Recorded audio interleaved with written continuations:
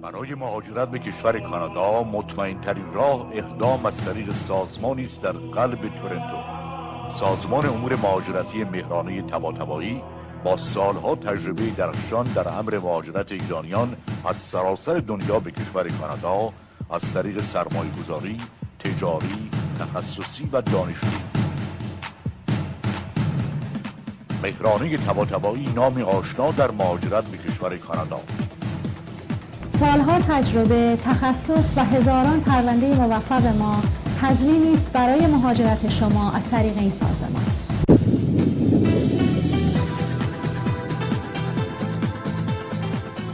مهرانه طباطبایی نامی آشنا در مهاجرت به کشور کانادا.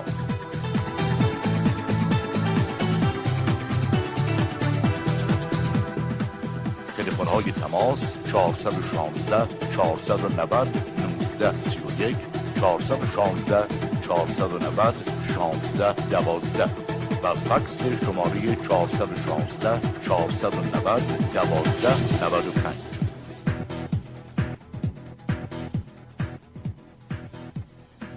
سلام عرض میکنم خدمت بینندگان عزیز. من مهرانه طباطبایی هستم، از شهر تورنتو در خدمتتون هستم تا نیم ساعت آینده و در خصوص مسائل مهاجرت به کانادا خدمتتون خواهم بود. امروز میخواستم در مورد پذیرش‌های دانشجویی و پذیرش‌های دانشگاه و اخذ ویزاهای تحصیلی خدمتتون صحبت بکنم. تقاضاهای خیلی زیادی داشتیم، به سال نو میلادی نزدیک میشیم و خیلی‌ها تصمیم دارن که در سال جدید اقدام بکنن و به کانادا بیان، ادامه تحصیل بدن و سوالات خیلی زیادی دارن و اینکه ما چه خدماتی رو میتونیم به شما عزیزان ارائه بدیم رو من امروز در موردش صحبت خواهم کرد.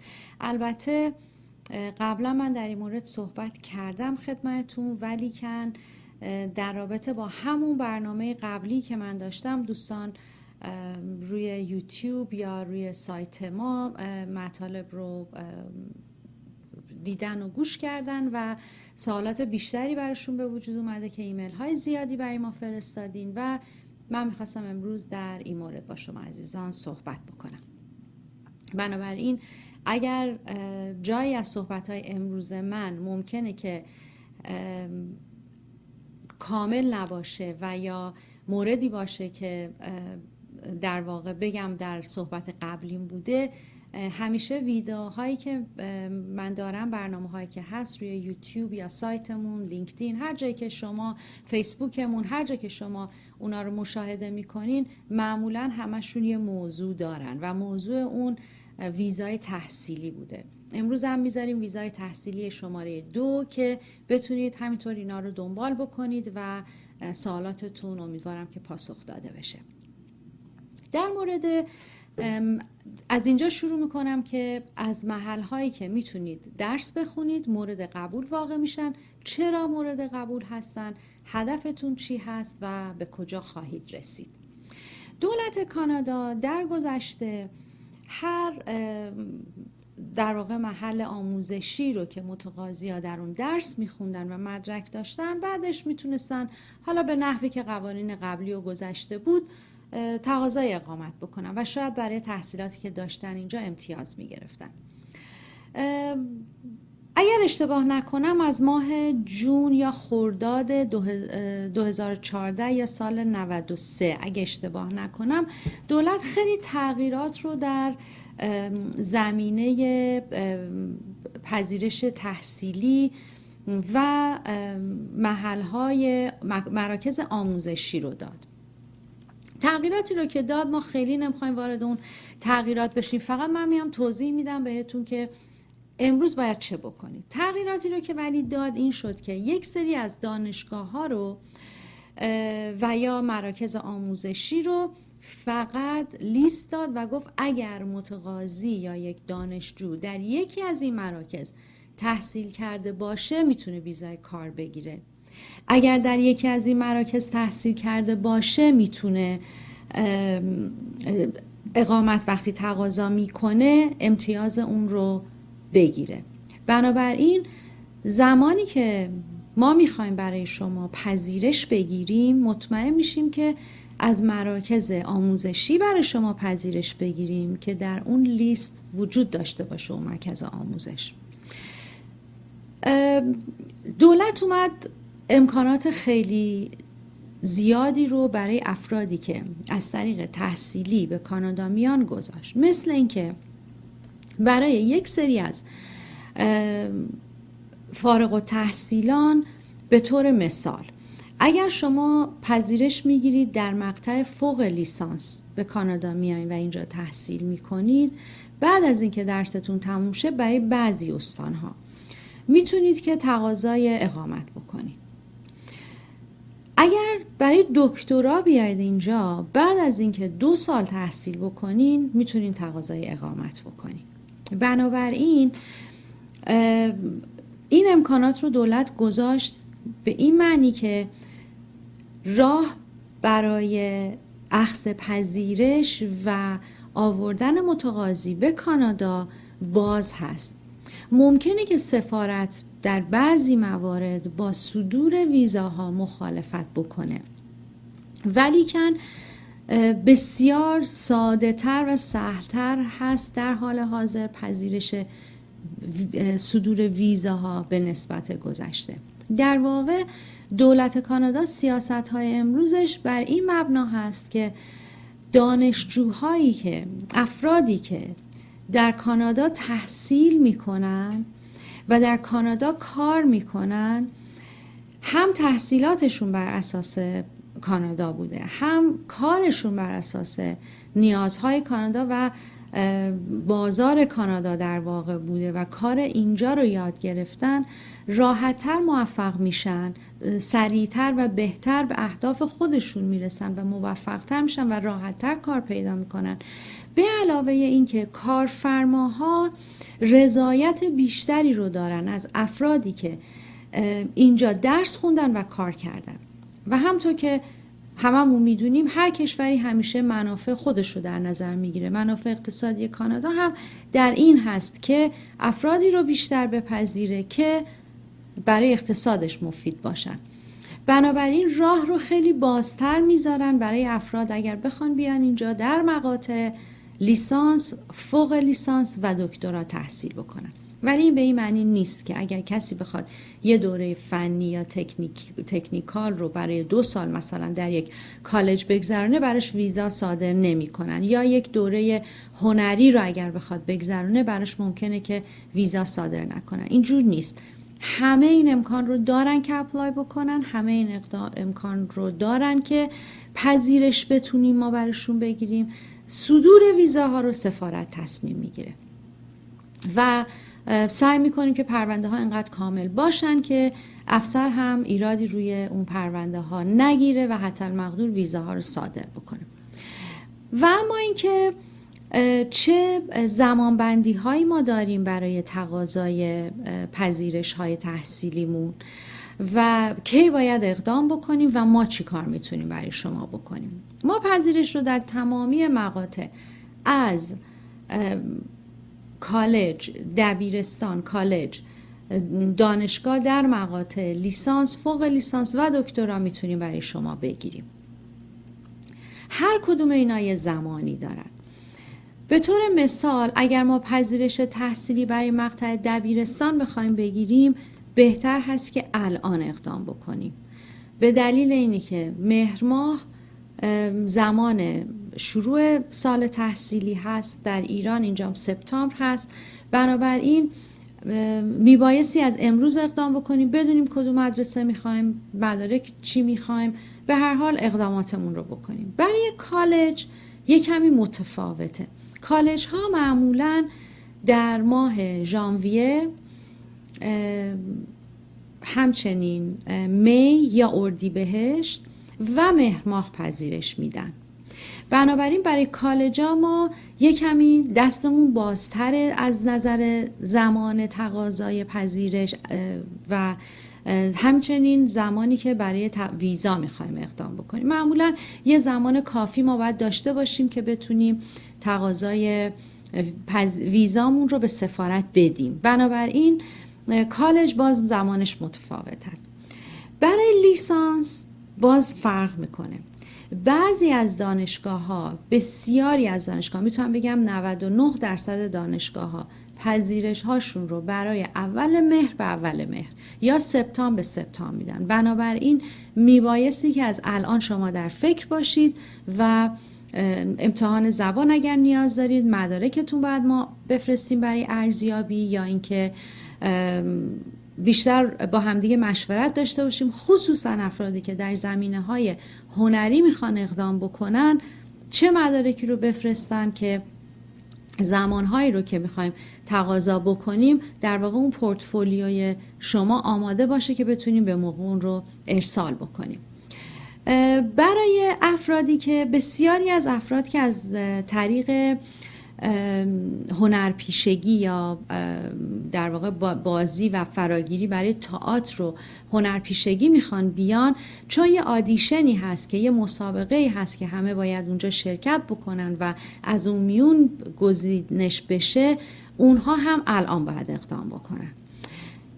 برای اون دسته از افرادی که برای فوق لیسانس اقدام میکنن، فوق لیسانس ها معمولاً مهر ماه به مهر ماه یا سپتامبر به سپتامبر انجام میشه. دکترا هم همینطور. و خیلی سخت میشه اگر که ما بخوایم برای ژانویه پذیرش بگیریم. چرا؟ به خاطر اینکه استادها بودجه‌ای رو که میتونن برای تحقیقات در اختیار متقاضی بذارن، دانشجو بذارن و یا بورسیه هایی رو که میخوان بدن تموم میشه.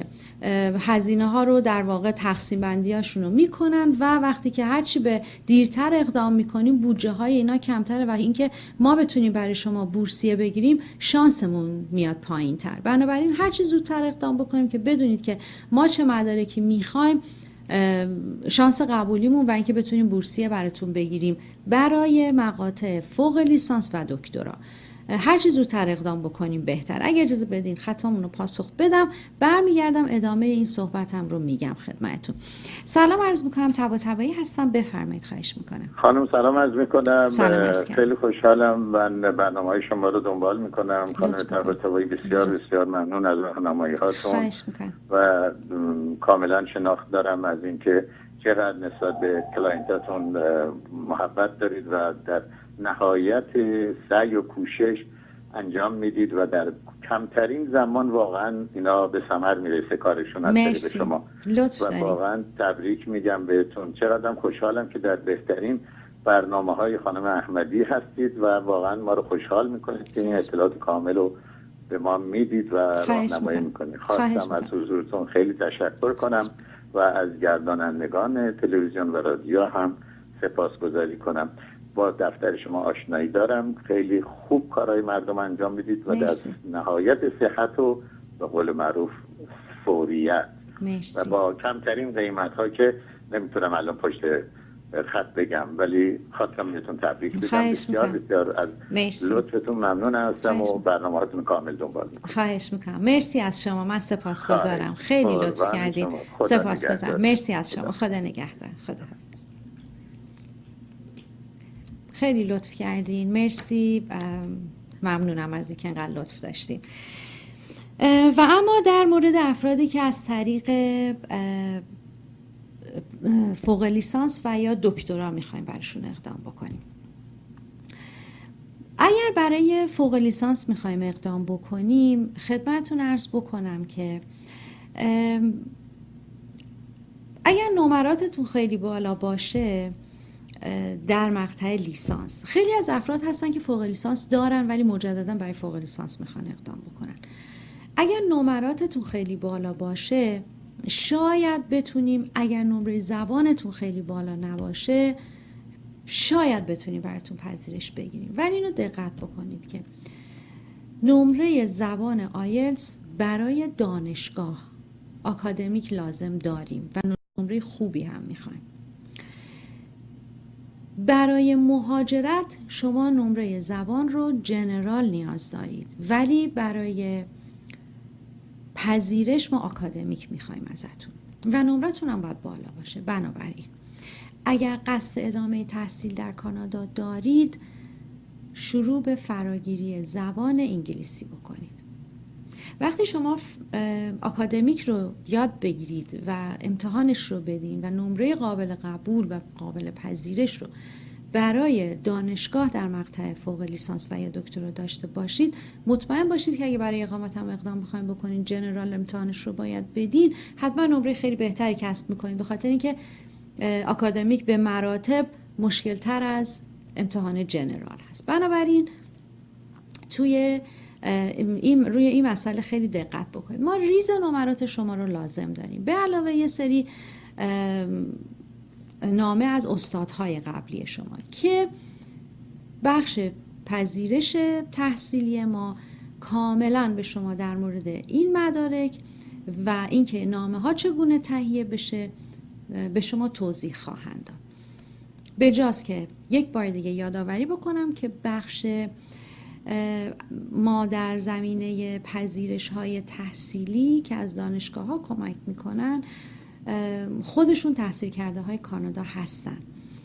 بسیاری از اونها، تعدادی از همکاران من در ایران هم تحصیل کردن، در کانادا هم تحصیل کردن. بنابراین هم قوانین تحصیلات در ایران رو میدونن و همچون اینجا تحصیل کردن قوانین اینجا رو میدونن. بنابراین خیلی خوب میتونیم به شما کمک بکنیم که چه مدارکی ما برای پذیرش هامون نیاز داریم. در مقطع دکترا وقتی که ما اقدام میکنیم، باز مدرک زبان انگلیسی رو میخوایم، مدارک تحصیلی رو هم میخوایم. معمولا افرادی که در زمینه‌های مهندسی قصد پذیرش رو دارن، یک کمی شانس برای ما بیشتره که بتونیم بورسیه براتون بگیریم. معمولا مطالعاتی که روی زمینه‌های میتونم بگم تقریبا جامعه شناسی، حقوق بشر، زبان شناسی یا حقوق زنان، یک کمی بودجه اینجا محدودتره و بورسیه ما سخت‌تر میتونیم بگیریم. ولی در زمینه‌هایی که هوافضا باشه، در زمینه‌های پزشکی باشه، در زمینه‌های مهندسی باشه، راحت‌تر میتونیم براتون بورسیه بگیریم. بنابراین اون دسته از عزیزانی که قصد ادامه تحصیل در مقاطع کالج، دانشگاه، در مقاطع لیسانس ولی خصوصا در مقاطع فوق لیسانس و دکترا دارن، الان زمان این هستش که اگر که قصد دارید اقدام بکنید، الان با ما تماستون رو داشته باشین. و اون دسته از عزیزانی که برای ما ایمیل ارسال کرده بودین در خصوص اینی که کی زمان اقدام هست و چه مدارکی مورد نیاز هست، زمان اقدام الان هست. بانک سپتامبر زمان آغاز سال تحصیلی هست و آخرین فرصتی که ما میتونیم اپلیکیشن ها رو ارسال بکنیم ماه فوریه یا بهمنه.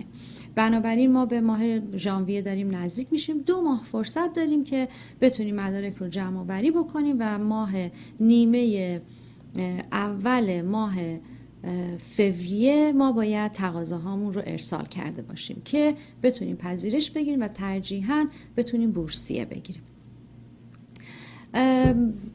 خدمتتون عرض کنم که بعد فرض رو برای میذاریم که ما تونستیم پذیرش هم بگیریم براتون، حالا یا با بورسیه یا بدون بورسیه. میدونم که همه طالب این هستید که با بورسیه باشید، ولی اینو در نظر بگیرید که اگر حتی با بورسیه هم سال اول نتونیم بیاین، بتونید ثابت بکنید که موفق هستید و استادتون رو راضی بکنید که بازم تو اون بخش اگه در سالهای بعد مایل باشید، همکاران ما و من میتونیم کمکتون بکنیم برای سالهای بعد، اقدام بکنید و بپذیرید اگه پذیرش بدون بورسیه براتون بود، به خاطر اینکه اون امکان رو بهتون میده که شما به کانادا بیاین و راه شما رو برای اقامت باز میکنه. این غیر قانونی نیست، 100% قانونی هست و دولت کانادا هم میدونه، خصوصا کسانی که برای مقاطع دکترا میان اینجا 2 سال بعد برای بعضی از استانها نیازی حتی به ارائه زبان انگلیسی ندارن اگه داخل کانادا دکتراشون رو 2 سال خونده باشن و میتونن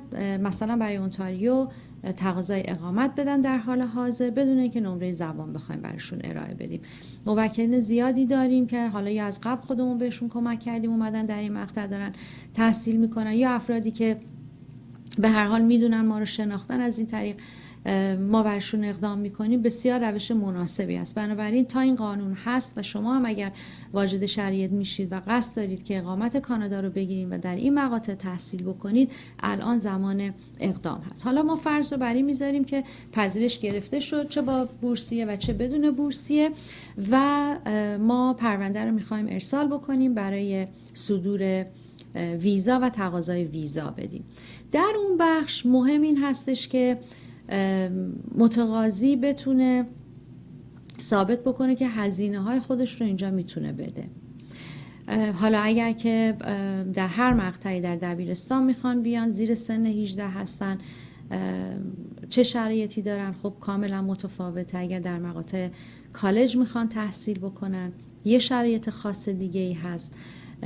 لیسانس میخوان بگیرن، یه بحث فوق لیسانس و دکترا میخوان بگیرن، یه سری مدارک دیگه ای مورد نیاز هست.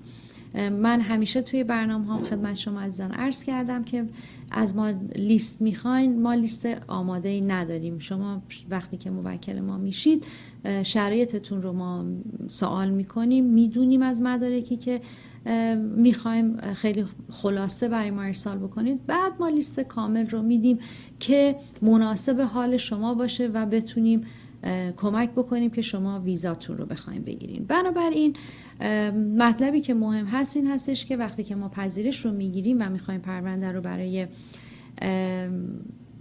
سفارت ارسال بکنیم که ویزا برای شما صادر بشه، حساب‌های بانکیتون خیلی مهم هست که بتونیم نشون بدیم که هزینه‌های شما چجوری پوشش داده میشه در آینده وقتی که به کانادا میان. متقاضی میبایستی که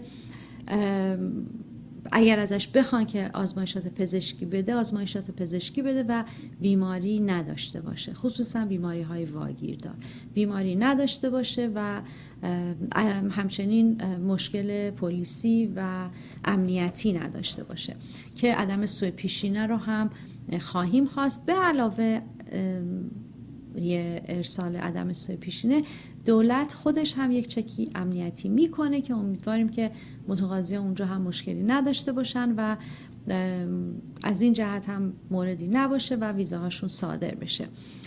چیزی که مهم هست طرح در واقع تحصیلی هستش که در اپلیکیشن ها باید بذاریم. ما از ابتدا کمک میکنیم که چرا این رشته رو انتخاب میکنید. تو برنامه قبلی که خدمتتون عرض کردم میتونید ببینید، توضیح دادم که چرا مهمه که ما اون طرحی که به دولت، به اداره امیگریشن یا به سفارت میدیم که چرا شما این رشته رو انتخاب کردین و چرا در ایران این رشته رو تحصیل نمی کنید، باید خیلی مشخص باشه و از ابتدا ما اون رو در نظر میگیریم که رشته رو که میخوایم برای شما انتخاب بکنیم یا شما دارید انتخاب میکنید حتما یه توجیه هم داشته باشه که چرا این رشته رو در ایران نخوندین. ولیکن تو اون بخش هم ما خیلی میتونیم کمکتون بکنیم. یعنی اصلا کار ما اینه که اون طرح‌ها رو مینویسیم و معمولا هم طرح‌هامون خیلی موفق بوده. خدمتتون عرض کنم که حسابای بانکی و اینکه بتونیم ثابت بکنیم که اگر که شما خانواده دارید، خانواده‌تون رو با خودتون میخواین بیارین، فرزند و همسر منظورم هست، یا اینکه در ایران میمونن و شما میایید اینجا بعد میخواین تقاضای اقامت بکنید، خب برمیگردید یا نه؟ اگر میخواین برگردین چه شرایطی دارین؟ اگر کار میکردین چه مدارکی به ما بدین که ما بتونیم ثابت بکنیم که شما بعد از اتمام دوره تحصیلاتتون به ایران برمیگردین؟ اگر نه قصد موندن دارین، اونو بعد چجوری توضیح بدیم؟ در هر حال اینا همه خیلی میتونه کمک بکنه که ما پرونده موفقی رو داشته باشیم. ولی تمام این مشاوره ها رو ما به شما میدیم، ما خدمتتون میگیم که چه مدارکی مورد نیاز هست و سعی میکنیم که پرونده ها رو به بهترین نحو ممکن ارسال بکنیم. ولی بیشتر صحبت من امروز در خصوص ایمیل های متعددی هست که داشتیم در مورد پذیرش ها از دانشگاه های متفاوت.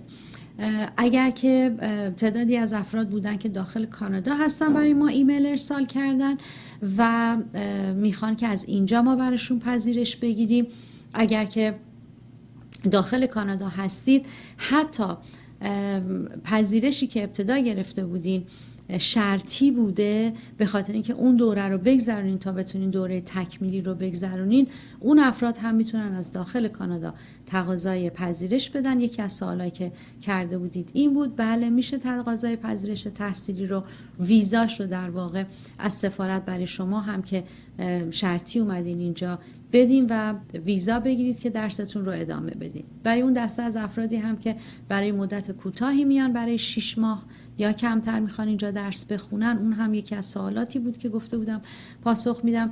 زیر 6 ماه اگر میخواین درس بخونین نیازی به پذیرش و یا معذرت میخوام نیازی به ویزا ندارید، به شرط اینی که داخل کانادا باشید یا به نحوی بتونید که در اون کلاس ها شرکت بکنید. نیازی به پذیرش زیر 6 ماه نداریم. ولی اگر بخواید پذیرش بگیرید برای درس خوندن، حتما باید جز همون لیست دانشگاه ها یا مراکز آموزشی باشه که خدمتتون عرض کردم که دولت لیستش رو داده و باید جز یکی از اون مراکز آموزشی باشن.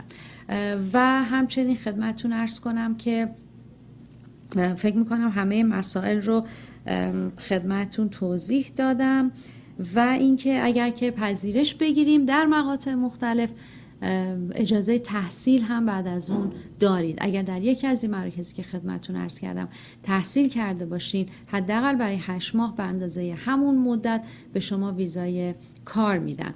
اگر شما یه دوره 2 ساله اینجا بگیرید یا یک دوره 4 ساله بگیرید، میتونید پذیرش ویزای کار هم بگیرید و بعد از اون تقاضای اقامت بکنید. البته همچنین در برنامه‌های قبلی هم عرض کردم که هر استانی برای خودش قانون خاص خودش رو داره و ما از تمامی دانشگاه‌های کانادا و یا کالج ها این امکان رو داریم که تقاضای پذیرش بدیم و بسیار هم در این بخش موفق و خوب عمل می‌کنیم. اگر که مایل هستید که پذیرش بگیرید، الان زمانش هست. 2 ماه دیگه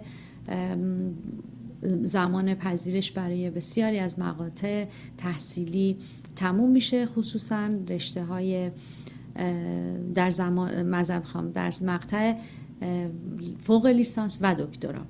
الان موقع اقدام کردن برای این 2 مقطع هست. فکر می‌کنم که وقت برنامه‌مون تموم شده باشه.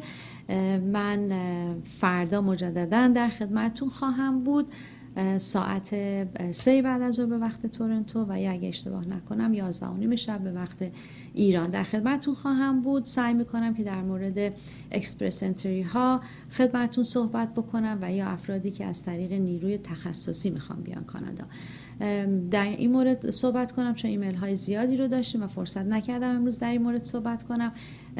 سوال زیاد هست که آیا سال 2016 این قانون تغییر میکنه یا نه و یک سری سوال هایی که امروز دیگه فرصت نیست بخوام توضیح بدم، ولی در مورد اون ایمیل هایی که ارسال کرده بودین سعی میکنم فردا خدمتتون حتما این توضیحات رو بدم. از اینکه بیننده این برنامه بودین نهایتا سپاسگزارم و تا فردا همه شما عزیزان رو به خدا میسپارم. خدا نگهدار. برای مهاجرت به کشور کانادا مطمئن ترین راه اقدام از طریق سازمانی است در قلب تورنتو.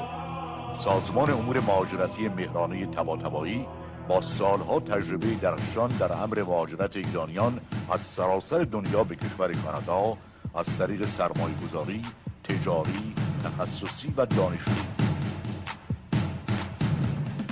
مهرانه طباطبایی نام آشنا در مهاجرت به کشور کانادا. سالها تجربه، تخصص و هزاران پرونده موفق ما تضمینی است برای مهاجرت شما از طریق این سازمان.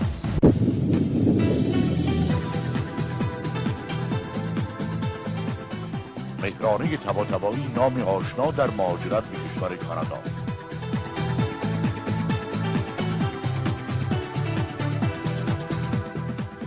تلفن‌های تماس 416 490 1931 416 490 1612 و فکس شماره 416 490 1295.